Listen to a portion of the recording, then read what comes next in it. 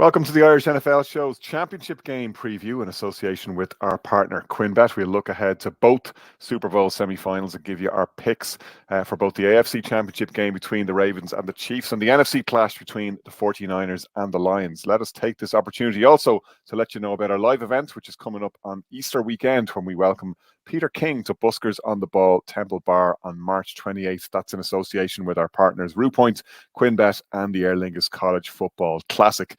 Peter's weekly column, Football Morning in America, required reading for any NFL fan.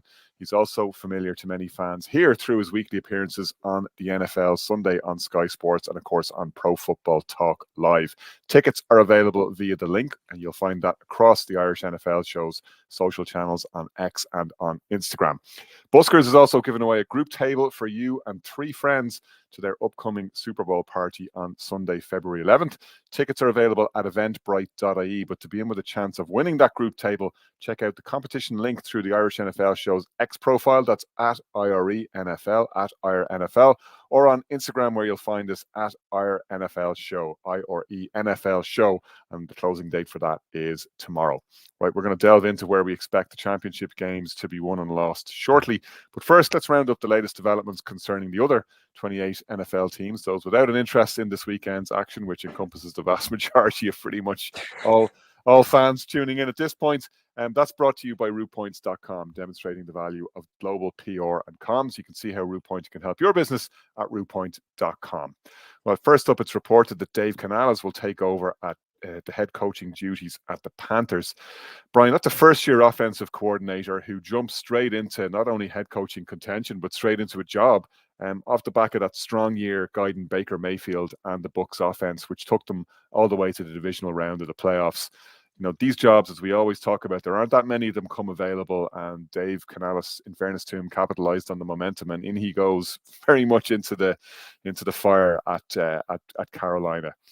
Average tenure of a head coach there, just over a year. If a year. Isn't that 3/4 of a season? Kind of, no? It's such a great upward trajectory over the course of the last few years, from being a quarterback coach to obviously going in and being the play caller for the Bucs last year. People will suggest he's one of the key reasons and aspects as to why Baker Mayfield had such a successful season, and I suppose a U-turn in his career in terms of where he was this time 12 months ago. What concerns me is very much what we spoke about over the course of the last few weeks. I've been banging the drum that they need to bring in a head coach with years of experience who can sustain the intense pressure and engagement from the owner and over engagement in the sense that he seems to be the one that wants to call the shots and he wants immediate results and immediate success. And we know from being watching the NFL for years that unfortunately is not the case no matter which team you are, with maybe the exception of 4 to 5 teams. For him, obviously, it's a no-brainer. He's getting an opportunity. Touched on, 32 head coaches in the league. These opportunities don't come around.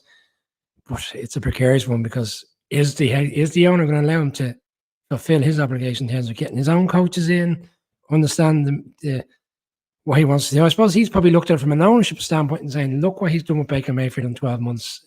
Look what he's done with Gino to a certain extent. Obviously, he's done with the quarterback we used to have here who didn't do any of that stuff when he was playing for us. Yeah, and that's we're not even a year removed from that as well. And obviously, he thinks Bryce Young is there to be salvaged. I don't think it's probably a bit early for us to be putting him under the sword like that. But I certainly think he thinks he can go in and obviously fine-tune him and get a result out of him in terms of what he saw this year from Baker. So, interesting one. I thought it came as a little bit of a surprise. I thought when Variable was linked last night, I thought it made a lot of sense to what I've been saying around someone who has the backbone to go in and deal with an owner like that. But they've gone a different direction. That's one of those ones, Colin, to a certain extent, where anyone who has the backbone isn't the kind of person that the owner necessarily wants, right? Yeah, I think that's exactly it. I don't think he was going to go anywhere near anyone. And there is a connection, obviously, with the GM. They did an exhaustive GM search. They searched high and low. They brought people in, and ultimately they decided, oh, look, it was here in the cupboard all along. Dan Morgan is the guy for us. Possibly the devil, I hope both of these gentlemen get big contracts. I do think in some ways, right, the fact that Canales is so, it's so new and so raw that might actually buy him a little bit of time. I think if somebody with experience had gone in, I think if somebody like Vrabel had gone in, just wouldn't have worked. Like it could have been, you would have been talking about Brian Clough, Leeds United-esque situation there, because he would not have put up with Tepper. And I think Tepper, except Leeds were actually a good team when Brian Clough took over. Indeed. But if there's one thing David Tepper enjoys that we know, because he told us, and he's told this story a number of times, he enjoys firing people. He loves that. So I think that had a coach stood up to him, I think, look, it makes sense for Canales. You got to have some ego going in there. You think you can do it. If you don't, you get a nice payout. Coaches' contracts, once again, to highlight, NFL owners don't like paying players guaranteed money. Happy to do it for the coaches, and it comes out of their own pockets, though, because it doesn't count against the cap. So I certainly know Kevin Clark told the story about visiting former head coach, and just had this incredible house and a marina and a boat. And the guy goes, "Do you know how I got this?" Kevin's like, "What? You won the lottery?" The guy goes, "Better head coaching payoff." So good for Canales. And I for him, I hope, for the fans' sake, it works. But you would have to say the roster isn't exactly stacked, and they have a number of bigger name players who could potentially be hitting free agency. Brian, Jim Harbaugh, if you're talking about a coach that's going to stand up to ownership, Harbaugh seems to have managed to talk himself out of more NFL opportunities than he's talked himself into. He obviously was close to signing, we were led to believe, with the Broncos at one point. He was close to signing with, what was the other team? He was, the Vikings. He was, when Kevin O'Connell went in, he was the man most likely to, until suddenly he wasn't. But the Chargers have managed to ink that deal. This probably on paper is one of the more attractive head coaching vacancies in the NFL, because you got the quarterback, you got a decent roster, albeit heading for a salary cap cliff and some deft financial engineering needed there. But it's a reasonably promising setup to go into. This is not a drastic rebuild, tear down, or a quarterback search job, and that carries a lot of pluses with it. Yeah, I would tend to agree.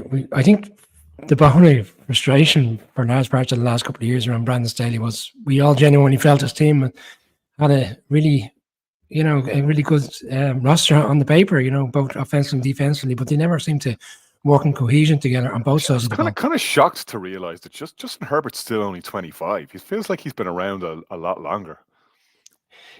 Yeah, and funny enough, I don't know whether it's because of the nature of the season, but there's actually some people now starting to doubt whether he really is the answer. I know Brian Baldinger was on a few different podcasts this week, and he said, "Oh yeah, he looks fantastic in the warm up," and that's pretty much about the extent of it. How many games has he led in the 2-minute drill towards the end to win the game? Because there's been quite a few. He hasn't been able to do that because they've never been competitive.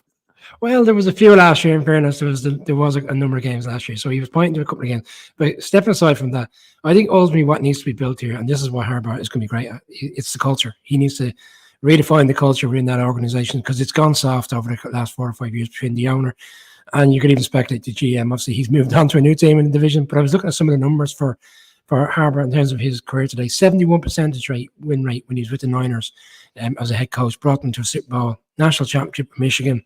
Did a great job in Stanford, University of San Diego. Like, it's all there. He's got all the merits to go and do this job. But ultimately, the fact that they haven't even, I know they're not the only team to do this. They've gone a different way about it this year. They haven't even got a GM in place. So essentially, to me, that strikes me as whoever the GM is coming in to work for Harbaugh, as opposed to the head coach working for the GM. It looks potentially like it's going to be Brandon Brown from the Giants, the assistant GM, because they seem to have some kind of relationship there. So that's an interesting move. But look, it'd be interesting to see. I certainly think come schedule time, the Chargers are destined for a lot of primetime games this year, because Harbaugh will certainly bring the talking points. Colin, they haven't got a GM because it looked like Tom Telesco was going to take over as GM of the Raiders. He's probably exiting stage left just at the right time in LA, leaving someone else to sort out the cap hell that awaits. The Raiders is an interesting stopping point, though. Antonio Pierce obviously going to take off the interim coach label and take on the head coaching duties full time. They're in a good situation in a lot of ways, but there's also a hell of a lot of work to be done. Yeah, I didn't think that Tom Telesco did a great job as the Chargers GM.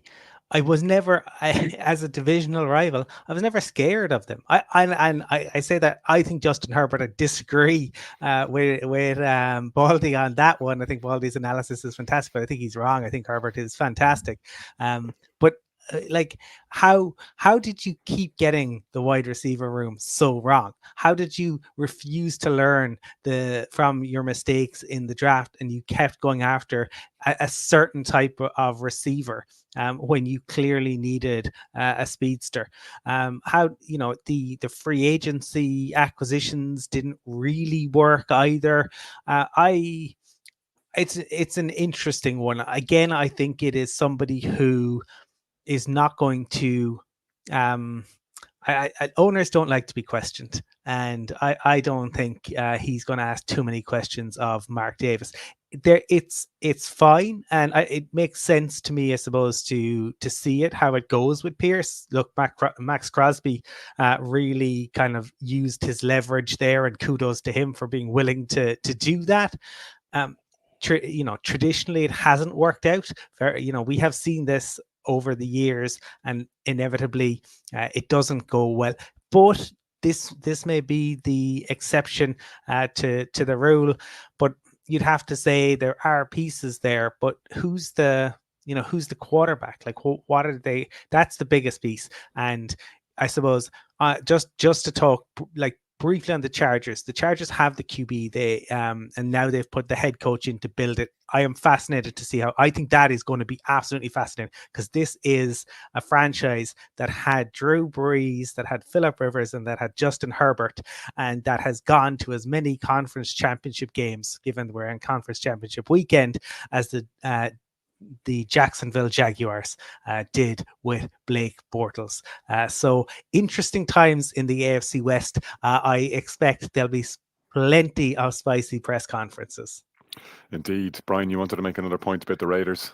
Yeah, I read a report today that obviously a lot of people internally were hoping that Champ Kelly would have been the one who was given the opportunity as GM. He obviously took over, as an interim, and by all accounts, one of the stipulations of Telesco coming in was he needed to find the role for Kelly. So it sounds to me like the role has been explained to him as you're the yes man here, as opposed to him looking to run the situation from his perspective. I think he probably can't believe his luck. He's finding another GM role, and he stays within the division, which he knows pretty well. And Colin talked about the division. I mean, look at the head coaches now next season: Harbour, Andy Reid, if he stays on, because obviously there's speculation again he may retire.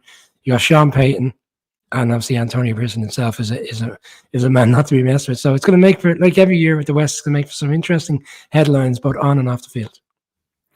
Colin, the Titans deciding to go in a very different direction to Mike Vrabel with their head coach and hire. They brought in Brian Callahan, very highly rated offensive coordinator from the Bengals, who stayed on an extra year there, ostensibly in the hope that he could be part of a Super Bowl winning drive, which unfortunately fell apart when Burrow got injured. But his stock remained very high, because despite the absence of Burrow for most of the season, and even when he was there, he was far from fully fit and functioning anywhere near his amazing best. Bengals finished with a winning record. They finished 9-8. They didn't disgrace themselves by any manner of means. They hung in the fight. A couple of games had it gone the other way, they might have even made the playoffs. Again, similar to Canales going to Carolina. This is reward for work well done in the OC position and for the development that you showed with your quarterback. But the interesting wrinkle here is, might have looked at it from the outside and gone, the quarterback position is not sorted there. That is not how the Tennessee Titans owner, Amy Adams Strunk, sees the situation. She sees Brian Callahan going in there to turn Will Levis into the next Ryan Tannehill. Indeed. And Amy is a lady who has interesting opinions. Had a great conversation with Mike Herndon, who covers the Titans, and would advocate anyone checking that out. It's over on our YouTube channel or wherever you get your podcasts. And he had kind of really great insights into why they ultimately decided to move on from Vrabel, why they settled on Callahan as the guy. And it was that development piece, Connor, and it wasn't just the Burrow piece, which is obviously huge, but it was the piece this year when Burrow went down, and they pivoted immediately. They looked at, what are the strengths of our backup. Burrow is a very kind of, unique QB, and they put so much on his shoulders. They could not do that with Browning, so they had to come up with a new plan, and they did that very, very quickly, and they were impressed by that. And anyone you talk to talks highly about him. But I also remember plenty of people talking highly about Nathaniel Hackett when he was appointed. I don't think that is going to be the case. What will be interesting to see is if he gets his dad to come down. Obviously, one of the kind of great, best offensive line coach in the NFL by reputation. Certainly amongst the top two, but it will be interesting to see, because the Browns made wholesale changes to their offensive coaching staff. He wasn't one of the guys they let go. That was interesting. And I think Haslam is somebody who isn't afraid to obviously annoy other owners. So he may not be willing to allow, Callahan Sr. to join up with his son. But they certainly believe in Will Levis. They want to run it back this year, see what they can get out of him. But that O-line piece is really key, because the biggest issue and there were plenty of them, but the biggest issue was they probably had the worst O-line in the entirety of the league this season. Brian, Vic Fangio is going to be the new defensive coordinator in Philadelphia. I know you're spoiling to get on this one, Colin, but we let you build up to it. I still have very fond memories of Vic Fangio. When he left Chicago, Chicago had the #1 defense in the league before he went to take that head coaching job at the Broncos. But he leaves behind him something of a trail of destruction, because wherever Vic has gone, things haven't quite worked out since. Yeah, actually, funny, when I was reading the piece on Harbaugh this evening, they were going through a number of coaches that have worked under Harbaugh and gone on to have really successful careers in the game and are highly sought after year after year. And Fangio was one on the list. So there we have it. But it was a bit of a weird one, yes. I think it's a kind of one that suits both parties, because by all accounts, he's made it very clear he wants to move back to that general area, because that's where his family are predominantly based. And I think the Dolphins are probably looking, obviously they got caught up in a situation where towards the end of the season, the defense certainly didn't play at the level in which they did kind of middle of the season. Like, for example, when we were talking about the game in Frankfurt, in which they were quite dominant for large parts, I think it was one that suited them. It's a lateral move, essentially. But it'd be interesting, because Sirianni yesterday, and this claim was quite a surprise, he didn't step into one defensive meeting all year. He openly said it at the press conference. He didn't attend any meeting that was related to the defense for any game over the course of the season.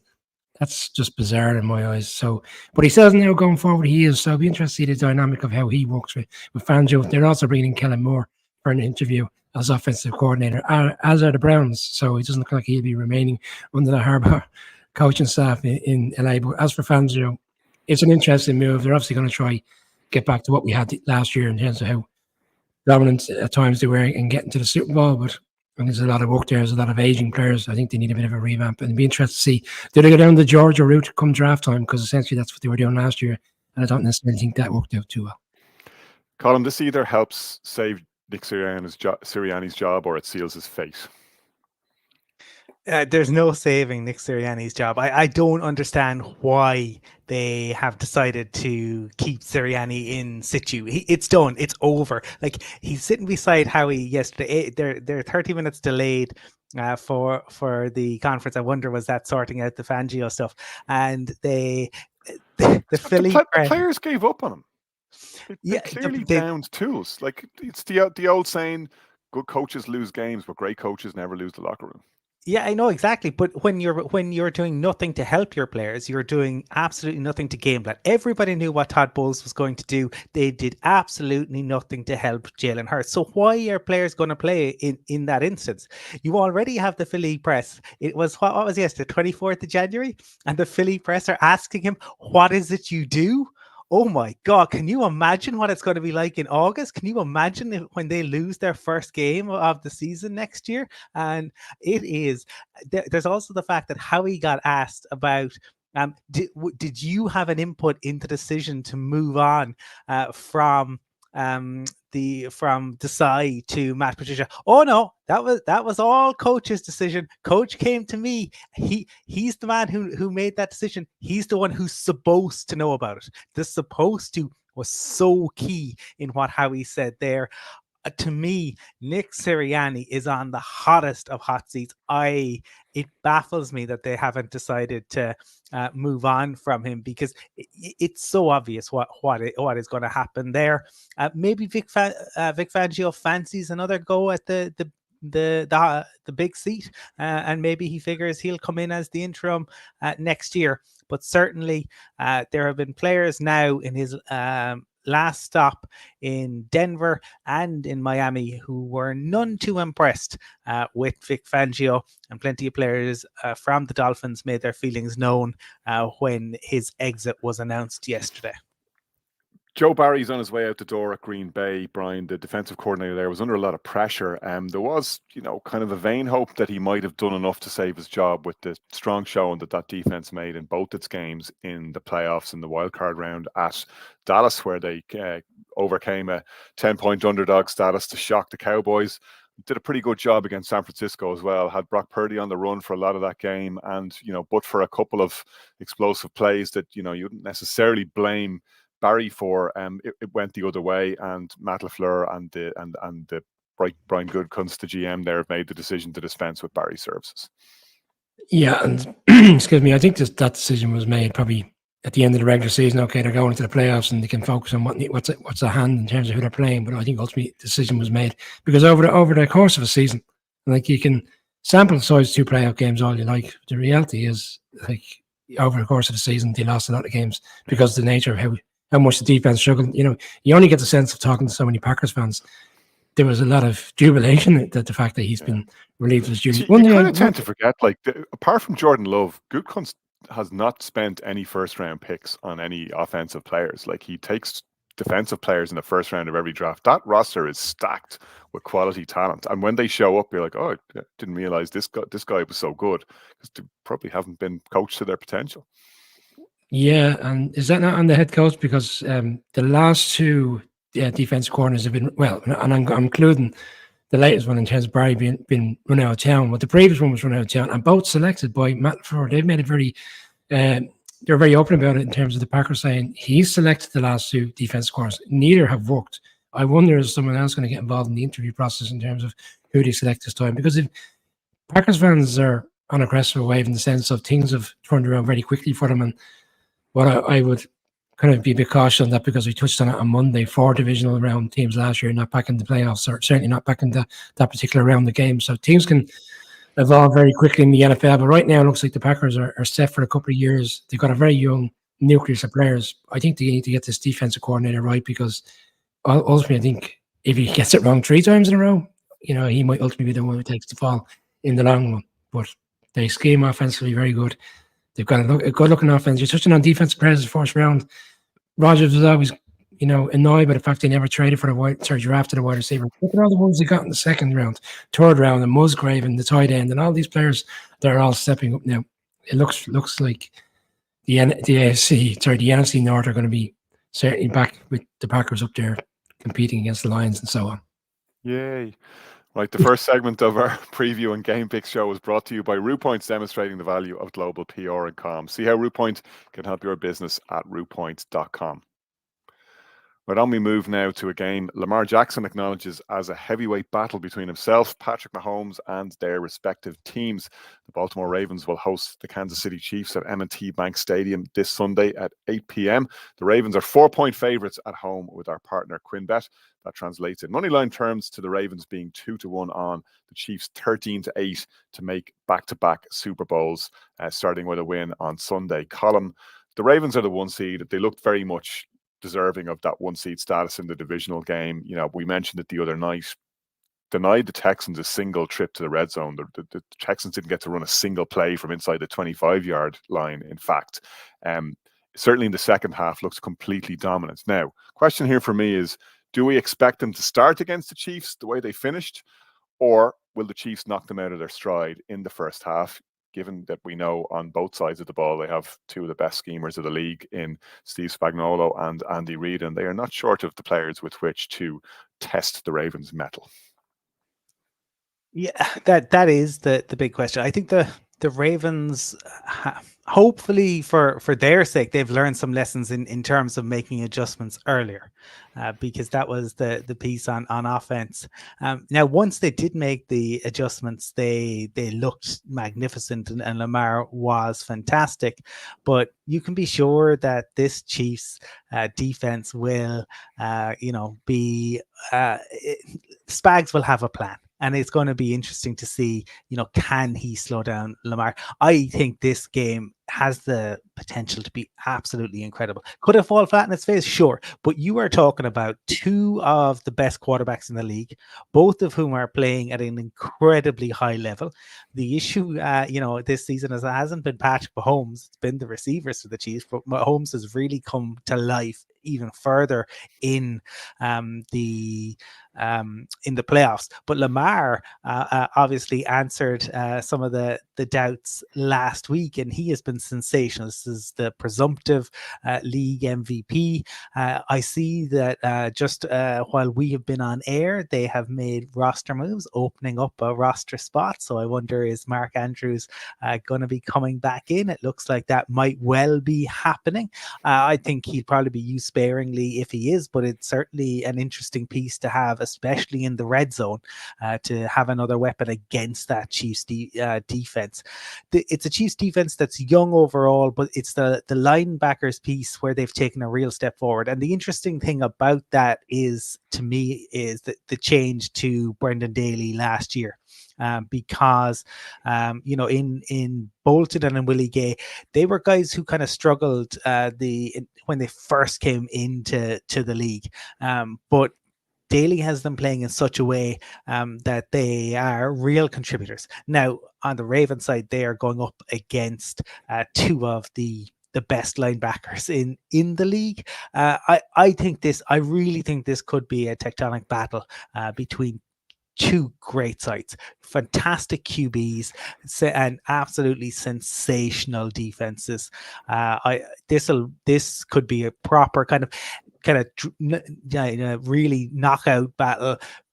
It'll be different. It could be remember the Rams against the Chiefs and that super high scoring game. I don't think we're going to see that, but I think we could be the teams going back and forth. My hope is it will be akin to that Bills Chiefs game, the 13-second game, where two teams just go at it. And I think what's been interesting this year is how much more relaxed Harbaugh is, right? This is a guy who a few years ago didn't give a whole lot of away in press conferences, didn't tend to smile a lot. This year, very different, making jokes at his brother's expense. Although, did people watching and or listening, the interaction between the brothers last week, Jim and John, where Jim showed up to support his brother, and a nice kind of a brotherly kind of handshake and a pat in the back.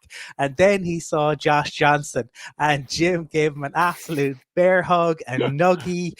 They reminisced about old times. It was so funny just to see the contrast between the greeting for his brother and the greeting for his former QB. Colin, we'll hold off before we pick, because we've got time here. We've only got two games to discuss, so I want to build a suspense here before we all pile in and nail our colours to the map. That's sad, Connor. That's the sad part of the season now we're getting to, and we're only reviewing 2 games. Oh, I forgot about the Pro Bowl. Great. Well, Brian, the Chiefs, and Colin's there talking about how relaxed Harbaugh looks, and a lot of people will have seen the video of him dancing in the locker room and busting out the dad moves. It was very interesting, the contrast between that and the way the Chiefs approached their post-game vibe, because Chiefs obviously looked delighted, and you hear Patrick Mahomes talking about the Bills saying, this is what they asked for, and we went in there and beat them. And Andy Reid said, no dancing, we're not done yet. It strikes me playing like a team that are pissed off, and that makes them all the more dangerous.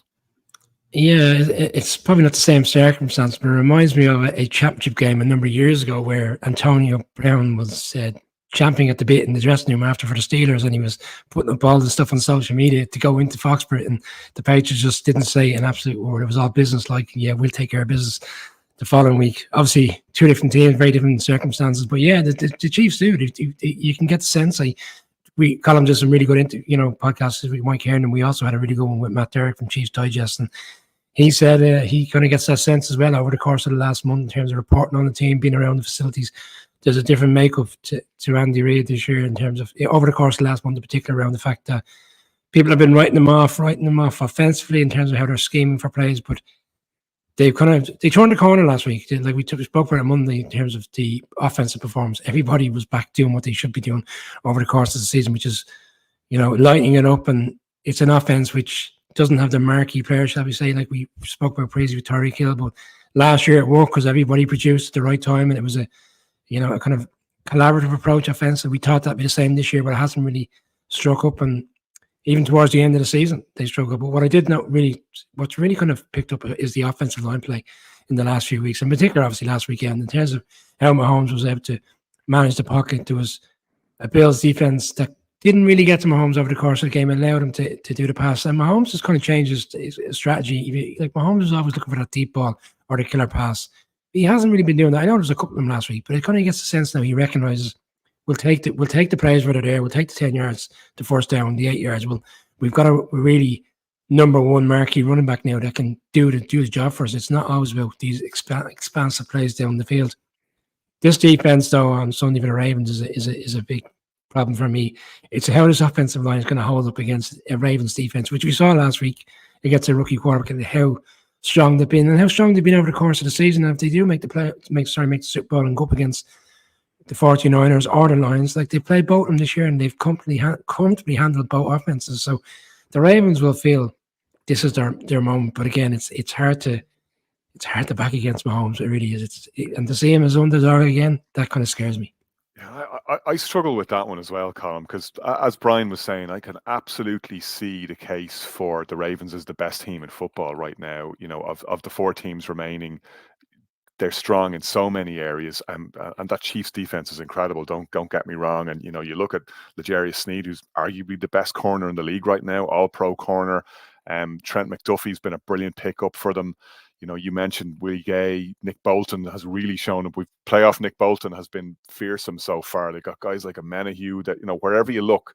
Then you look at the Ravens and you're going, yeah, but at the same time, like Madubuike, Jadeveon Clowney, they've got the two linebackers. Maybe apart from Dre Greenlaw and Fred Warner, you're probably looking at the best linebacker tandem in the league. You're looking at Marlon Humphrey, who looks like he's back to his best. You're looking at Kyle Hamilton.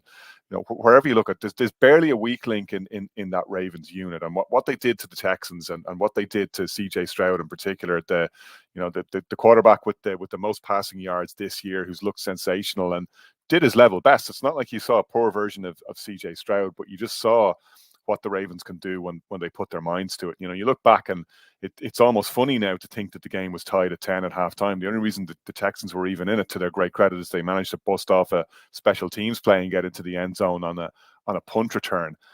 I'm not sure if I see the Ravens being able to shut the Chiefs down to the same degree, but at the same time, and you called it out, you said Patrick Mahomes is the best quarterback in the league, undoubtedly. And I was laughing at Benjamin Solak's tiered list last week, where he just created a special category that's Mahomes. Then you move into elite, which I think is fair enough. But Lamar Jackson, in your words, is the most dangerous quarterback in the league. I mean, some of his running, never mind the passing, which we almost tend to overlook, unfortunately, and that's the kind of the chip that Lamar Jackson has on his shoulder. But God, when he takes off, there's no stopping him. Lamar is sensational, and people keep coming up. Taylor Lewan was on with Kay Adams today, and he's like, "Oh, there is a formula to beat Lamar. You just have to get him to throw the ball." Yeah, I've heard that over and over and over again. It doesn't work. It doesn't work. Lamar can beat you on the ground. He can beat you through the air. You've seen, right? And again, Mahomes is the best player in the league. He deserves that tier. But when he hasn't had the same level of receivers this year, it hasn't looked the same as it did in, say, 2018. the Ravens did nothing to help Lamar for essentially the first 4 years of his time in the league. They finally, put some real talent around him this year, and look at the difference. But there's plenty of examples of Lamar beating teams through the air with his arm. And to me, he's not Mahomes. Nobody's Mahomes. Josh Allen isn't Patrick Mahomes. And the Chiefs are where they are because of that defense, but also because of Patrick Mahomes. To me, I would argue the Ravens defense is the best in the league because of Roquan Smith. He has absolutely unlocked everything on that side of things. Now, there are other superstars. Kyle Hamilton is sensational, and the other teams around the league should kind of wonder how they allowed that to happen. We have a great podcast coming up with Ronan Mullen, who I don't know if Ronan was there during your years in radio, Connor, but he conversation around that Ravens defense. But I was talking to him, I suppose, around when DeMarcus Ware moved across to the Cowboys and the impact he had on Von Miller. That is the impact that Roquan Smith has had on Patrick Queen, but on the entirety of that Ravens defense. I feel it's opened up. It's not just Patrick Queen, but the back end and the front, who are fearsome, but they will have their work cut out for them against, I think that Rocky chasing the chicken meme may come up quite a few times on Sunday. Brian, an interesting factoid, and I'm fully aware that correlation doesn't imply causation, but it did amuse me earlier. Since Josh Allen has entered the league with the Bills, every time the Bills have been in the postseason, the team that beat the Bills lost their game the following week, including the Chiefs. It's happened to the Chiefs before as well. So that's a jinx that Patrick Mahomes has to overcome. He's done he's never won on the road in the playoffs before. Now it'll be he's never won a championship game on the road before. Which is it, do you think? Is it going to be that he overcomes it, or are the Ravens good enough to stop them? As well as the Chiefs defense played last week, they had a plan in place, which was to keep Josh Allen in the pocket for as long as possible throughout the game. And we'll take our bumps and bruises and we'll allow him to do what he can, but essentially we'll tighten up in the appropriate times in the game, which is essentially when they got into the red zone. And by and large, that worked to a certain extent, with the exception of maybe the great touchdown on the 3rd and 7, I think the 3rd and 10, whatever it was in the red zone, when he fires into the corner. And obviously the drive at the end. But what they did allow was the Bills to run the ball on them and run the ball on them consistently throughout the course of the game. I don't know if that's a piece that they said, look, we'll allow that to happen. The Ravens are one of the most effective run teams in the league, and that's even without Lamar. Even doing 229 yards last week, and they spread it around, right? They have Justice Hill, Dalvin Cook got in for a couple of carries, just picked him up heading into the playoffs. Gus Edwards, they're all getting in on the act. They're all getting in the act. They're stacked. I was looking at Mahomes' chat. What's this? Just 6 in a row, and 4 of them he threw for between 350 and 400 yards in 4 of those, and he went off and he threw numerous touchdowns. Obviously, pretty much a different roster, so it's not really much to gauge on. If you had those same players there, you could say, okay, they could light it up. I think the road is in run for the Chiefs. It's a great storyline that they won last weekend. I think it certainly makes for a better championship game. People may not agree with that. They would have preferred to see the Bills there because of the Josh Allen dynamic against Lamar. I think Lamar against Mahomes is fantastic. I think we're in for a great game. But ultimately, I think the team that a Ravens fan told me should be unbeaten. If you look at their defeats over the course of the season, the last game of the season doesn't count because they essentially rested up. They threw away in Pittsburgh, which we still couldn't figure out what happened there because they were a throwaway at the end in the red zone to killing that game off. They lost to the Colts on a dubious flag at the end, and they gave up a huge lead at home to the Browns. Ravens fans will argue things should have been very different and they should have went unbeaten throughout the course of the season. I think it's a Ravens victory. I think the Ravens will represent the AFC in the Super Bowl, and I don't even think it's going to be close. I think I think they'll pull away and win by 2 touchdowns. I'm gonna come in next before you make your pick, Colin, because I'm going to disagree with that, and I completely see why the Ravens could win, and maybe from some perspectives should win. The weather's supposed to be terrible as well, which is a factor here. Maybe today when you put the ball up the jumper, and God knows the Ravens are well equipped to do that, as you've just pointed out. I just think, again, it's one of the reasons that I picked them the previous week. The Chiefs know how to win these games. Nobody else in the league is in the position that they're in right now, where they're looking to add to the collection of Lombardis. They're looking to build a dynasty. They're not just looking for a victory. They don't have to ask themselves, do we know how to do it? I think that the external motivation is a factor. I think it really is. Mahomes has talked about it. Andy Reid has talked about it. You roll into a city, they're quoting the old Bill Walsh line about sometimes it's better to play playoff games on the road because you're up against the whole city, a state, a region, and that really fires players up, and they want to do that. The Chiefs are testing themselves now.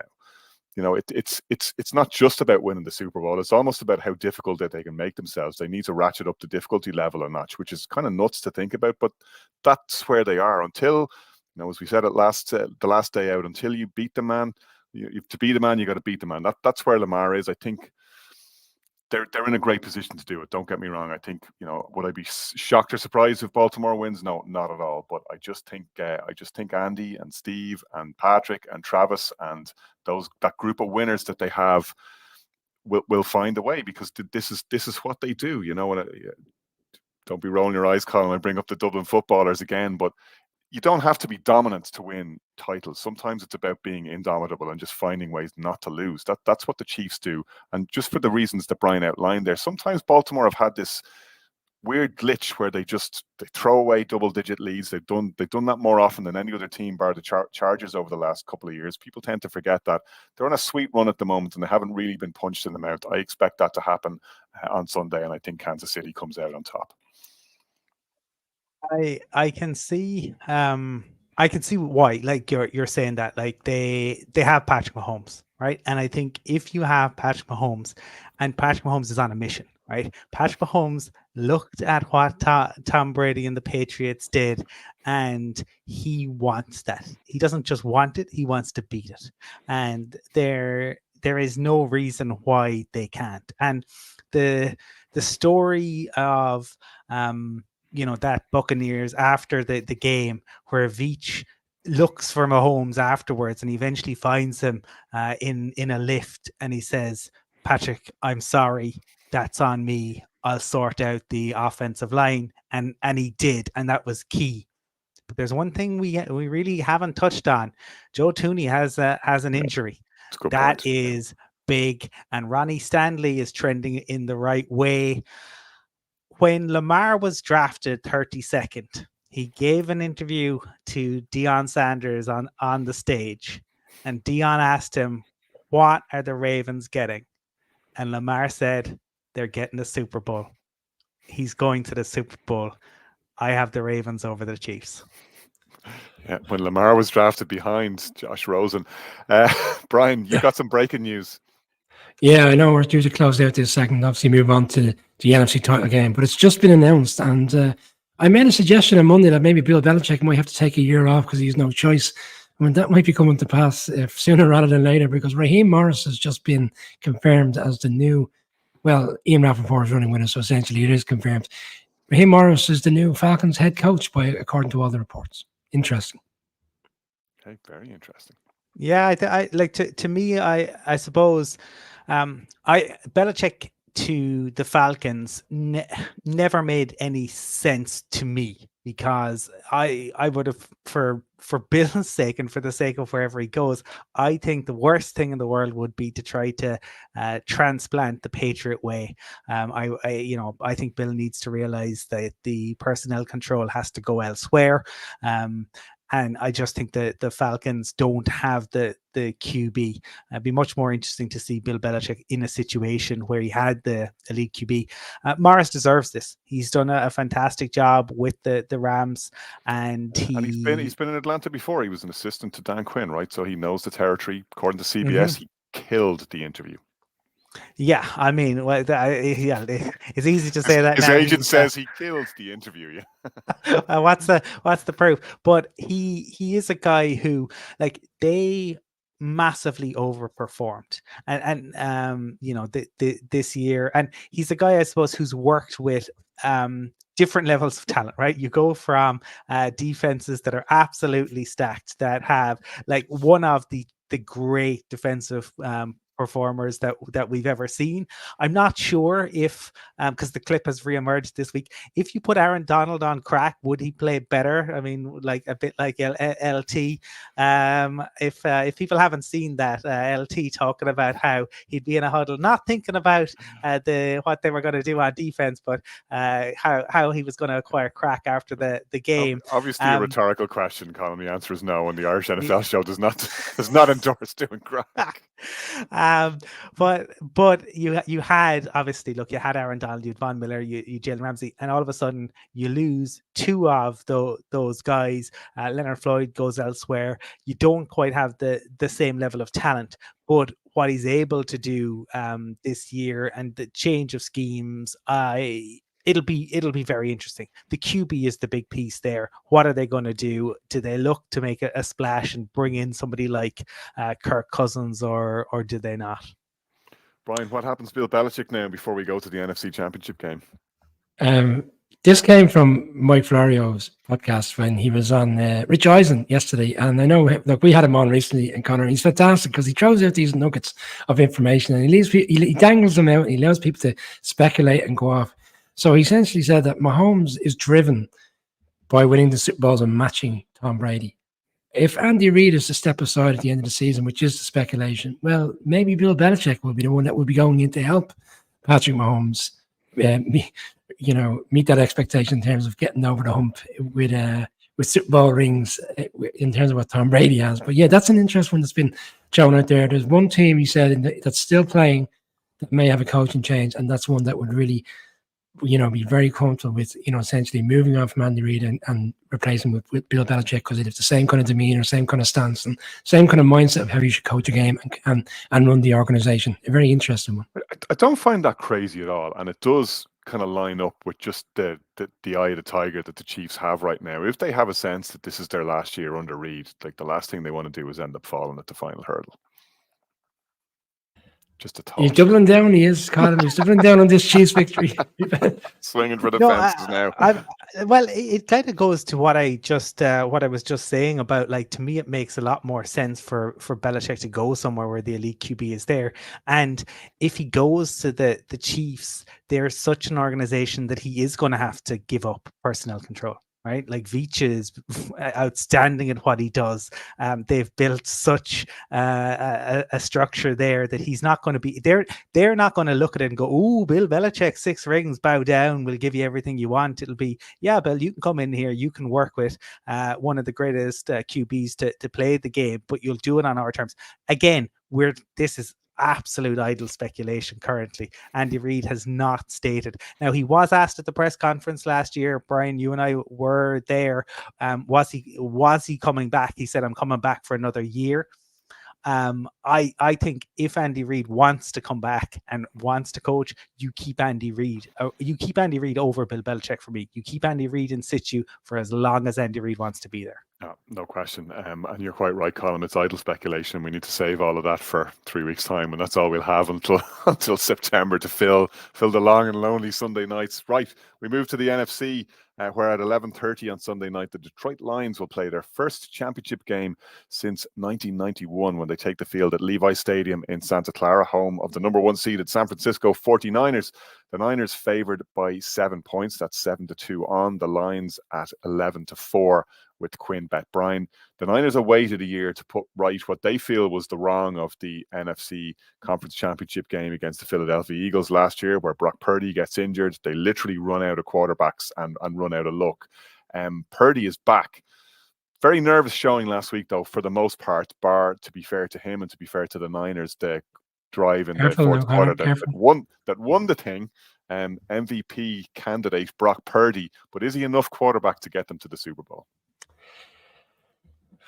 I believe so, because again, it's back to the point that Colin makes, and he makes it very well. This is, with outstanding in your particular team, maybe the Chiefs or the Ravens, the team that are most geared to go to Super Bowl because of the nature of the players they have around them. It looks like Debo will all like to play. He seems to be back on the practice field doing a piece this week, and they missed him last week. Let's be fair. I read a very good piece during the week around Kyle Shanahan's offensive scheme and how they had to deviate away from so many plays on the board for that night because he's just not there. He's such a weapon in terms of yards after catch. We saw what he did in Philadelphia. If they get him back, I think that gives Purdy a lot more freedom in terms of plays he can dial up because they're going to have to factor in the Debo effect. You got your Kittles, you got other various players, your Brandon Ayuk. Again, a lot of these players had quiet games last weekend, but as you alluded to during the week, and more so than Purdy's throwing of certain plays in the game, players got to move with jam. But this is the nature of this team over the course of the season, both offensively and defensively, where certain players don't play well, the others do. That's the nature of a great side. Players step up at the right time. The biggest players do. What really concerns me for the Lions is the secondary. We saw what the Bucs were able to do. Like Baker Mayfield threw for 359 yards, I believe, last Sunday. They're thereabouts in that region. Like that's a substantial number. They gave up 411 to Nick Mullins in week 18. They gave Nick Mullins on Christmas Eve 346. They gave the opening game with Matthew Stafford, they gave him 359. They are allowing quarterbacks to go up and down the field on them. If the 49ers get going, and we've seen over the course of the season what they can do, especially with McCaffrey there as well, complementing the run game and in receptions. It strikes me as a bit of not necessarily a shootout, a high-scoring game, but I'm not sure whether as well as the Lions offensively play, whether they can live with the 49ers. But ultimately, it's going to come down to that. Are they going to be able to withstand what I believe will be a bounce-back offensive performance for the 49ers this week? Colin, I have to say, like Brian, I watched the Lions game against the Bucs last week, and all I could think of, when the Bucs were well in it and when the Bucs were doing a lot of damage, particularly in the run game, like Rashad White looked like vintage Marshawn Lynch the way things were going at times. Like the Lions were getting gashed. As Brian said, they're giving up huge plays in the secondary to Mike Evans. Poor Cameron Sutton on an island, they're getting absolutely roasted. They gave up 181 yards the previous week, as Brian was mentioning, to Puka Nacua when they played the Rams. You're looking at that and thinking, all of the things that the Bucs had to hurt the Lions, the 49ers have twice the firepower in all those areas, and you kind of feel for them. At the same time, they're also the little engine that could. Yeah, look, they have Dan Campbell, and they have an incredible story, and their last road playoff win, 1957, against the San Francisco 49ers. They came back. The 49ers blew a 20-point lead. The Lions won 31-27 and ultimately went on to beat the brakes off the Browns. This was in the pre-Super Bowl era. It has been tough slogging for the 66 years since then. They're 0-13 in road playoff games since then. That's why it was the factor of sadness. If the Lions are to have any chance, they need it to be they need long sustained drives on offense. You have to keep that 49ers offense off the field. You have to do that. You have to limit the number of plays that they have. If you give the 49ers 12, 13, 14 possessions, it's over. Like they're that good that they will score enough points. They need to reduce it. They need the 49ers to have 7 or 8 possessions. That means they need also to get turnovers. So you need long sustained drives on offense. You need to take your chances, and you have to invoke chaos. Now the Ravens showed you can do that. No, you need luck to do that. You can't just decide we're going to play chaotically. You need that bit of luck, the bounce of a ball, a tipped interception, something like that. But they have to generate takeaways. So whatever that means, whether that is a special teams play where they return a punt or a kickoff, or they get an interception. But that to me is what they have to do if they're to have any chance in this. The one thing that I mentioned this on the show the other night, Dan Campbell is willing to roll the dice. The offense holds the so many of the cards when it comes to this game, and I think Dan Campbell and others have realized, especially on fourth down, right? You don't know what the Lions are going to do on fourth down. Like, it can be 4th and 1. They may try and just get the yard, but Dan Campbell might decide he's going to throw for 25 yards. That terrifies defenses, because you don't know what's that. That's saying, the best swordsman does not fear the second best swordsman. He fears the worst, because you don't know what that idiot is going to do. That's a little bit of what the Lions need to channel here, in that they just have to bring chaos, because this 49ers team are absolutely phenomenal. Yeah, I think that makes a lot of sense. And if you look at, well, there is a blueprint here, right? As you mentioned, the Ravens have done it. The Packers should have beaten the 49ers last week. And to my mind, the reason that they didn't, and, we can talk about the bad spot on the ball, that, fourth down conversion that the Packers probably should have had and would have resulted in points. You can talk about the intentional grounding call that was missed, probably denies the 49ers the play that went to George Kittle for a crucial touchdown for them. But the two plays for me that were crucial from a Packers point of view were the takeaways they didn't get. The one that hits Darnell Savage in the numbers that, for all the world looked like it would have been a pick six. The ball's right in his hands, and unfortunately for the Packers, he doesn't manage to hold on to it. And there's another tip ball that ends up being dropped, that, again, probably should have been a takeaway and would have altered the result of that game. I think you're right. The Lions absolutely have to turn the ball over. It's a cliche, but these are the things that turn those games. Got to steal a possession. I think there are a couple of weak links on that 49ers defense for me. They don't look anywhere near what they should be, given the personnel that they have.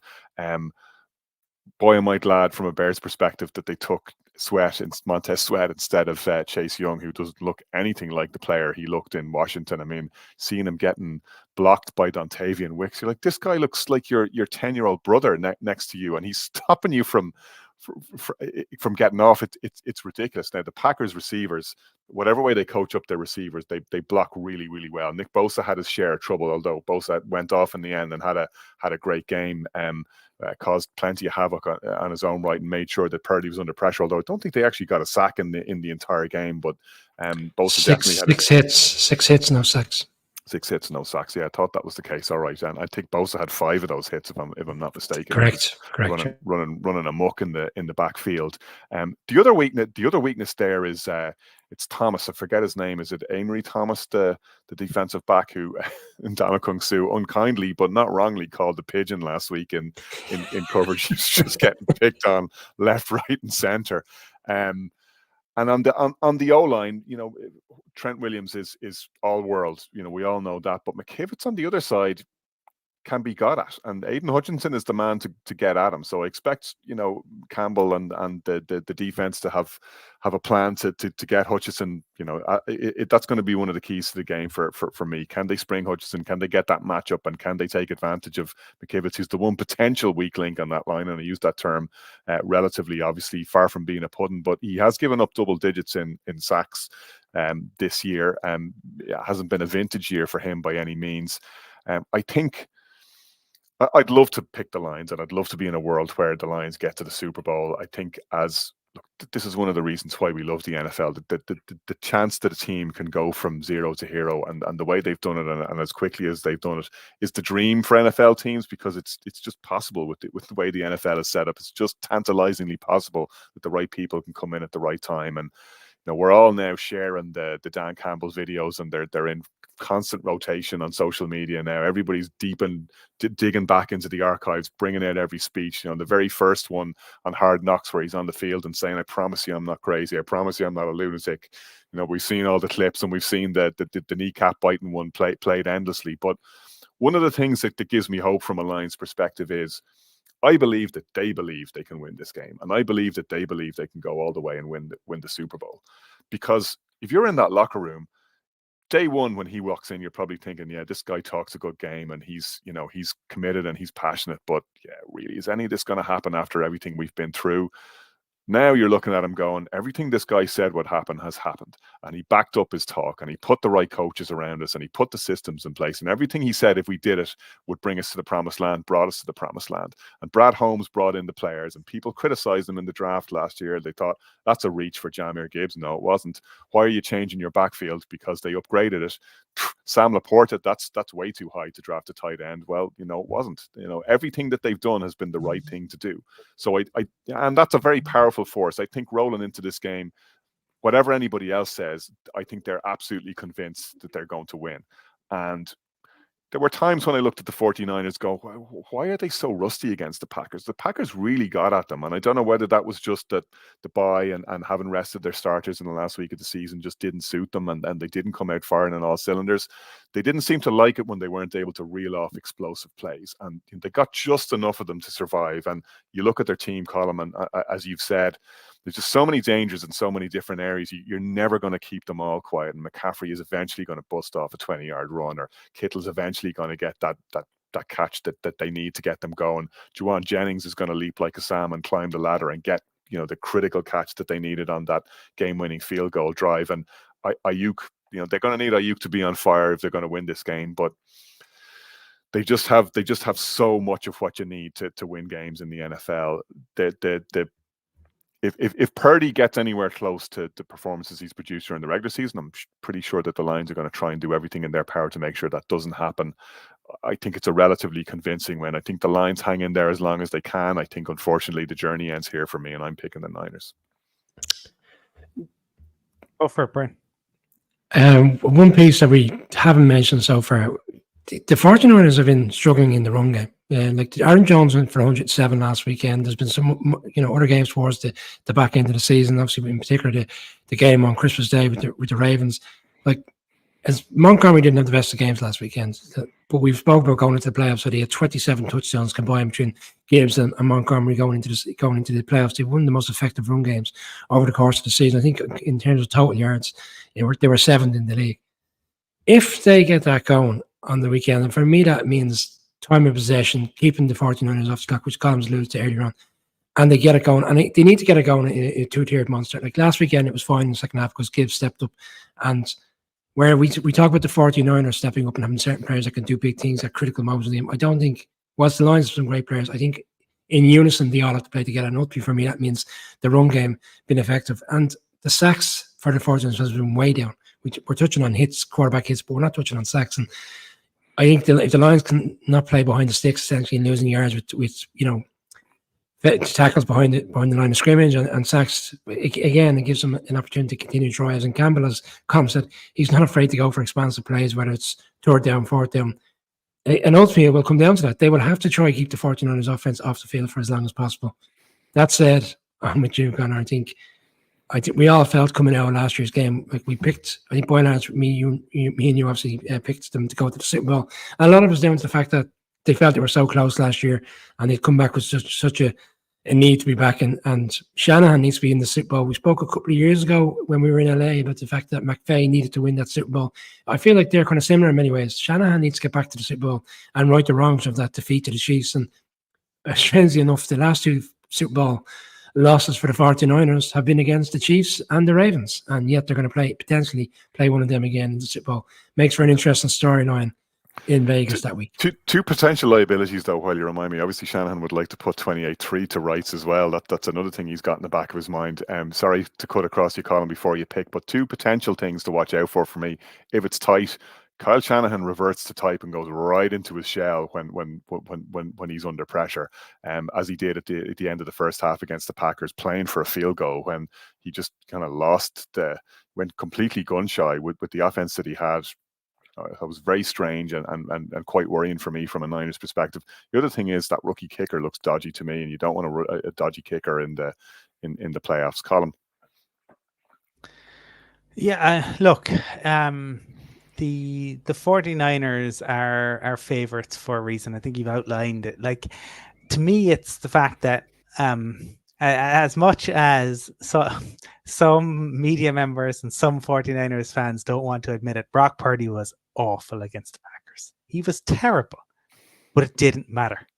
It didn't matter. They did everything right and it didn't matter because the number of players they talked about it, Connor. Like, so let's say they come up with a plan and they manage to shut down Christian McCaffrey, right? Against all odds, they shut down Christian McCaffrey. Fantastic. You've got rid of their most dangerous weapon. Well, as Brian said, it looks like Deebo is going to play.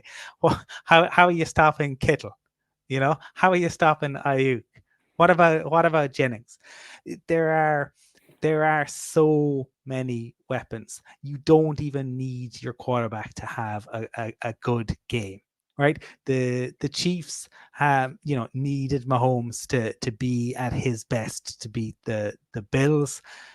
The 49ers did not need Brock Purdy to be, and ultimately that I think will be the difference. I think there are paths for the Lions, but it's just, I think, too big an ask ultimately.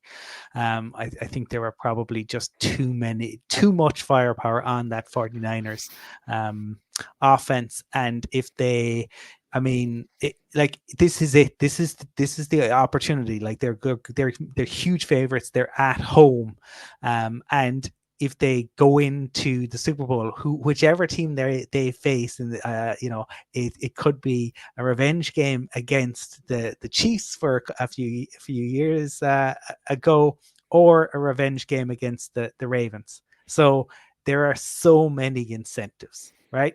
Kyle Shanahan has been building to this for years. 4th NFC Championship game in 5 years.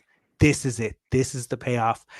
The 49ers, I believe, will make the Super Bowl. Leisha flags another couple of interesting points as well. I hadn't thought of Frank Ragnow, the Lions centre, looked badly hurt last week and gutted it out. He's absolutely essential to their efforts. If he's gone, or if he's not capable of going in the way that he did, even underpowered last week, that's a big problem for them. The other one, and I think you kind of touched on it there a little bit, Colin, in terms of Purdy. He's not turning it over like Garoppolo. If he stays clean, that they're okay. But that's why I think it's crucial, as you said, that the Lions force turnovers, because that's the thing that nobody's really managed to do, bar the Ravens when he went on full tilt and threw 5 of them in one game. He doesn't do the careless Jimmy G thing. You might not get top tier Brock, but he's not throwing the ball away. And one question I wanted to maybe discuss between us though before we wrap up is the one that Rory threw in. That's not the one. But he was asking us which we think is the best matchup, not necessarily the Super Bowl that we think is going to happen, but this is the one. Can you give us your view on which two teams' styles would make for the most entertaining Super Bowl game, which I think is an interesting one, and I'm happy to take first cut at it here, Rory. For me, I would actually like to see Chiefs Lions. I think that will be the most entertaining of the matchups that are possible. I know there's an argument that, well, you'd want the 49ers to be there because of all the talented offensive players that we've mentioned. I just like the idea of seeing, a real old-fashioned shootout. I think the Chiefs Lions would probably deliver us that.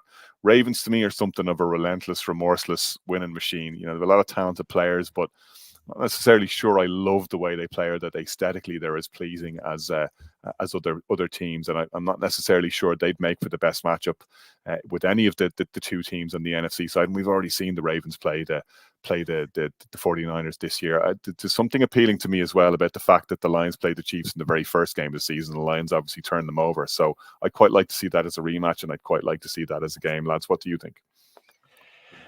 I think the one for me is the one in which I've suggested, which is the Ravens 49ers, a repeat of the Super Bowl from 2013, in which was a 34-31. The lights go out. There was all the drama, and it strikes me as a game that would be a high-scoring type of game. And I think it's with two number one seeds, I think it could be so similar to last year's game. It was 38-35 last year. That previous Super Bowl was 34-31. It strikes me as that type of Super Bowl. I think if they were to play in Super Bowl, we would be in for a greater treat in terms of what we saw on Christmas night, which wasn't the best of games. I think come Vegas, I think that would be the one that for me. And okay, I'm saying that. I'm not necessarily saying that because I made that selection. Ultimately, I think that's the one that most people want to see come out this weekend. If you haven't seen the Saturday Night Live sketch of when the lights go out, by the way, it's well worth watching. It has an outrageous Ray Lewis joke that, for legal reasons, I will not mention. Colin. You're having a go at me of bringing up LT's crack habit earlier. That seems quaint in comparison. I think there's like, I think any of the matchups would be, but yeah, like in for me, I suppose it would be the Ravens against the Niners, because the that Ravens defense, I think, and look, the Chiefs defense is fantastic as well, but I think we have entered a new era of defense in the NFL. I think we are moving past the Fangio defense, because the quarterbacks are good enough now. Fangio's whole deal was essentially, we're going to slow you down. We are going to make you take 16, 17, 18 plays to go down the field, and we figure you're going to make a mistake, or we're going to be good enough to get an interception, to get a sack, to knock you out, and to not allow you to get a touchdown. Maybe you'll get a field goal, but you're not going to get a touchdown. What we've seen Mike McDonald do, what we've seen Spags do a bit, is the disguise looks. And to me, to see that 49ers, and Mike McDonald is the Shanahan scheme killer, to see him go up against it, right? And the 49ers fans again pointed to the weather on that Christmas game. Well, Vegas isn't going to have weather.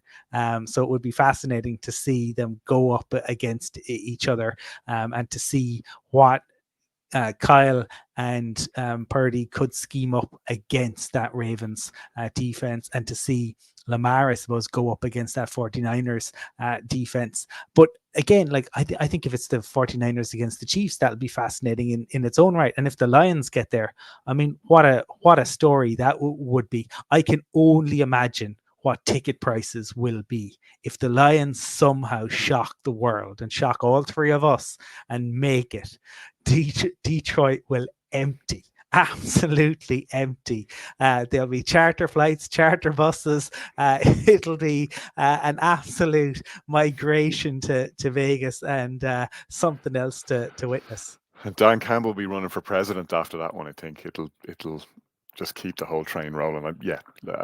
Again, I'd love to see it, and I'd love to be there to see it. That would be a one of a kind. I don't think there's any two ways about it. We don't have to wait too long to see what the matchup will be. By the early hours of Monday morning, we will know, and we'll be there to recap it in full. And will be plenty of content between now and the weekend as we look ahead to those conference championship games. Two mouthwatering ties. Our picks are in. I'd love to hear from you guys on what you think is going to be the final results on Sunday night. But that's us for now on the Irish NFL Show.